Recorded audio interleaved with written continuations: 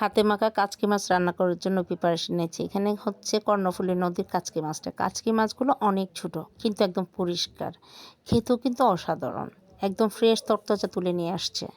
এখানে আমি ফরোয়ার্ড সিমের বিচি নিয়ে নিয়েছি, ছিলে ভালোভাবে ধুয়ে নিয়ে নিয়েছি। পেঁয়াজ দিয়েছি, টমেটো দিয়েছি, কাঁচামরিচ দিয়েছি, তারপর লবণ দিয়েছি। এবার হলুদের গুঁড়া দিয়েছি, মরিচের গুঁড়া দিয়েছি, হালকা একটু ধনে গুঁড়া দিয়েছি, নামমাত্র ধনে গুঁড়া দেওয়া।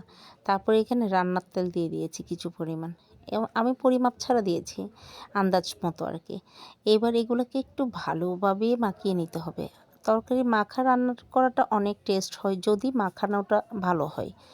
আমার এখানে তরকারিগুলোকে ভালোভাবে মেখে নিয়েছি। এইবার মাখানোর পরে আমি এখানে কাচকি মাছগুলো দিয়ে দিয়েছি।